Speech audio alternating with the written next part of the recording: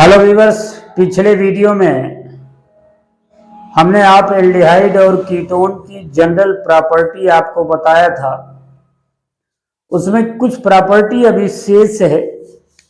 उसमें है स्मिट अभिक्रिया। देखिए, स्मिट अभिक्रिया जो होती है वो किसी कार्बोक्सिलिक अम्ल की सांद्र सल्फ्यूरिक अम्ल की उपस्थिति में हाइड्रोजोइक अम्ल से कराई जाती है। जैसे CH3COOH प्लस HN3, ये हाइड्रोजोइक एसिड है। हाइड्रोजोइक एसिड, इससे अभिक्रिया कराई जाती है H2SO4 की उपस्थिति में, तो ये CH3NH2 बनता है। इससे मेथिल अमीन बनेगा, मेथिल अमीन बनेगा प्लस N2 बन जाएगा प्लस CO2 बनेगा। ये वाला पार्ट जो होता है वो कार्बन डाइऑक्साइड के रूप में बाहर निकलता है। तो ये स्मिट अभिक्रिया है जिसमें H2SO4 की उपस्थिति में कार्बोक्सिलिक अम्ल की HN3 के साथ अभिक्रिया कराई जाती है। अगली अभिक्रिया है फेहलिंग सॉल्यूशन से अभिक्रिया, या from Fehling solution. Fehling solution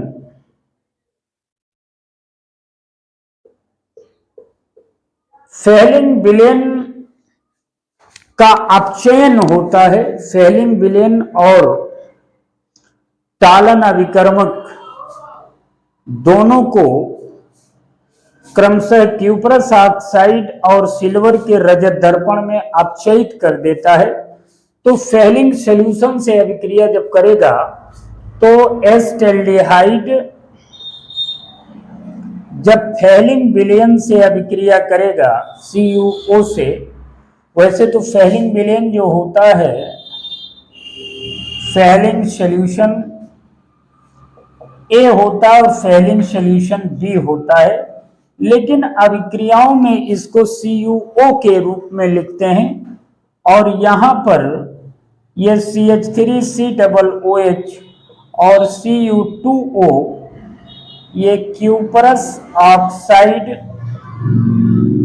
red PPT में लाल अवक्षेप में अपचयित कर देता है और ये कार्बोक्सिलिक एसिड में परिवर्तित हो जाता है। और दूसरा है फ्रॉम टॉलन्स रिएजेंट। टालन अभिकर्मक, देखिए जो टालन अभिकर्मक होता है वो अमोनिया में सिल्वर नाइट्रेट होता है। अमोनिया में सिल्वर नाइट्रेट को टालन अभिकर्मक भी कहा जाता है। टालन अभिकर्मक में जब ये एस्टेल्डिहाइड डाला जाता है तो ये मोनोकार्बोक्सिलिक अम्ल में कन्वर्ट हो जाता है और सिल्वर का रजत दर्पण बनता है।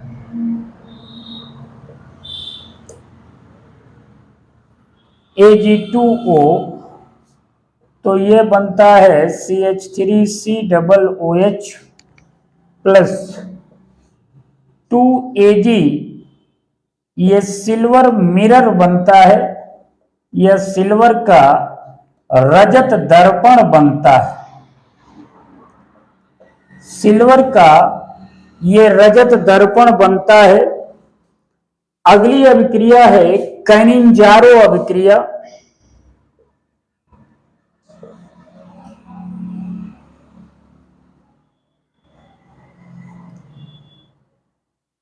कैनिंजारोज रिएक्शन, देखिए कैनिंजारो अभिक्रिया में फॉर्मेल्डिहाइड के दो अणु कास्टिक सोडा से अभिक्रिया करते हैं और इसमें मेथिल एल्कोहल और दूसरा इसका सोडियम लवण बनता है।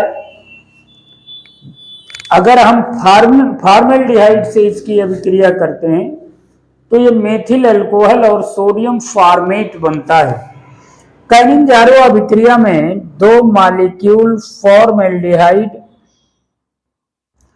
प्लस NaOH, ये बन जाएगा CH3OH बन जाएगा, मेथिल एल्कोहल या मेथेनॉल बन जाएगा, और HCOONA बनेगा जिसको सोडियम फॉर्मेट कहते हैं, ये बनेगा। तो स्मिथ अभिक्रिया, फेलिंग विलेन से अभिक्रिया, टालन अभिक्रिया और ये कनिंजारो अभिक्रिया हो गई।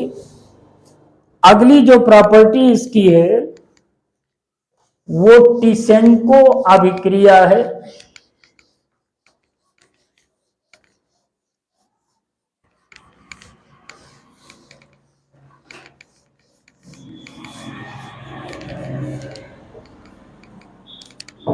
टिसेंको अभिक्रिया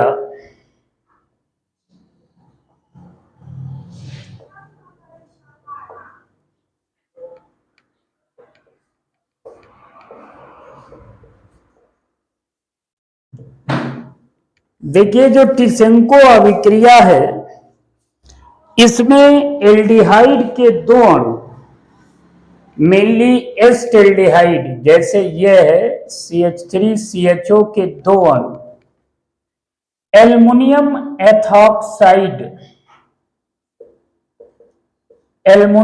एथॉक्साइड से अभिक्रिया करके एथिल एसीटेट बनाते हैं। एथिल एसीटेट बनाते हैं जो कि एक एस्टर है।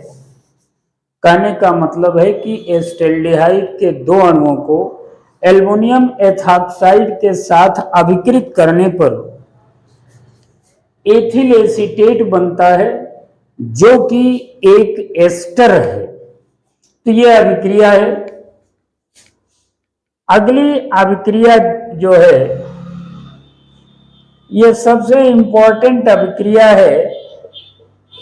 अमोनिया से अभिक्रिया होती है इसकी, और इसके अणु आपस में अभिक्रिया करके यूरोट्रोपिन बनाते हैं जो कि एक औषधि के रूप में गठिया रोग और मूत्रीय प्रतिरोधी में प्रयुक्त होती है। जैसे ये फॉर्मेल्डिहाइड और NH3 की अभिक्रिया होती है तो ये CH2O6N4 प्लस 5H2O, ये यूरोट्रोपिन या इसी का दूसरा नाम है हेक्सामेथिलीन टेट्राएमीन बनता है। हेक्सामेथिलीन टेट्राएमीन बनता है। अब इसका स्ट्रक्चर अगर हम देखेंगे, हेक्सामेथिलीन टेट्राएमीन का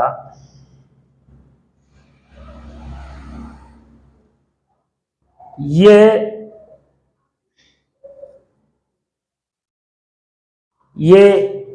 CH2 है, N4 है तो 1 2 3 4 और CH2 ये है।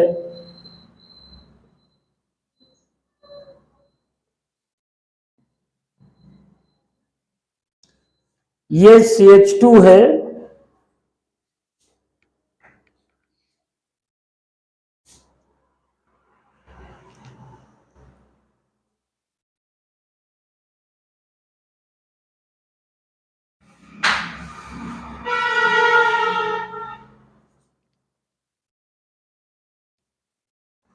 ये CH2, ये हेक्सामेथिलीन टेट्रामीन या यूरोट्रोपिन है जिसका उपयोग जो किया जाता है वो गठिया रोग